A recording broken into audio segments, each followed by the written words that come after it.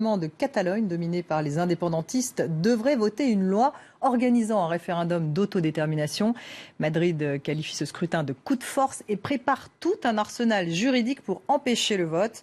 Alors comment se présente le duel entre Madrid et la Catalogne? Si un référendum donnait la victoire au oui à l'indépendance, que se passerait-il? On pose tout de suite la question à mon invité, Édouard Salsas. Vous êtes avocat au cabinet Squire, Patton & Boggs. Merci beaucoup d'être avec nous. D'abord, est-ce que ce vote va avoir lieu? Parce qu'on voit déjà que Madrid s'y oppose. Rien que, justement, cette décision d'organiser le référendum.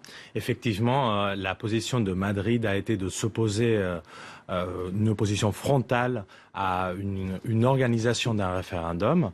80% des Catalans sont pour l'organisation de ce référendum. Et effectivement, Madrid a mis en œuvre des manœuvres, on va dire, politiques et juridiques pour empêcher l'organisation. Alors il est à l'ordre du jour du Parlement, ce texte, mais est-ce qu'il pourra être voté, effectivement? Effectivement, aujourd'hui, il y a une session parlementaire au Parlement catalan où ils sont en train d'approuver, et ils vont l'approuver parce qu'ils ont la majorité, une loi qu'ils appellent loi de la déconnexion qui prévoit toute la succession, en fait, comment organiser ce référendum et comment se déconnecter de l'Espagne.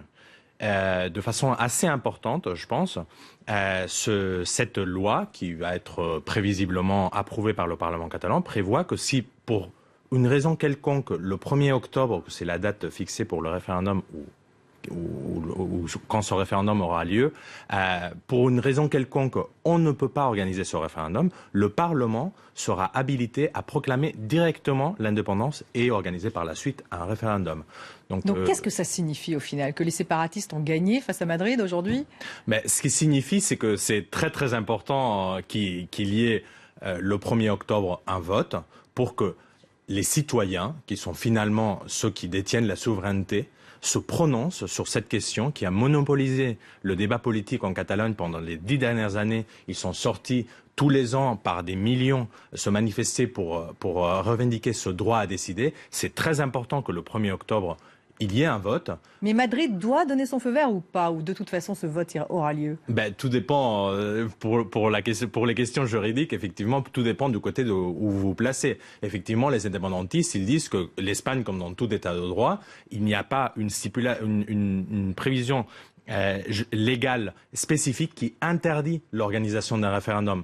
Pire encore, en 2005, on a essayé de pénaliser l'organisation de référendum et le gouvernement s'est fait retoquer par le tribunal constitutionnel. Donc il n'y a pas de loi expresse qui interdit l'organisation d'un référendum en Espagne. Si le référendum donne oui, justement, comme résultat, ça veut dire que la Catalogne sera bel et bien indépendante ou autonome, ou elle retrouvera le statut d'autonomie qu'elle avait auparavant, ou ça ira plus loin?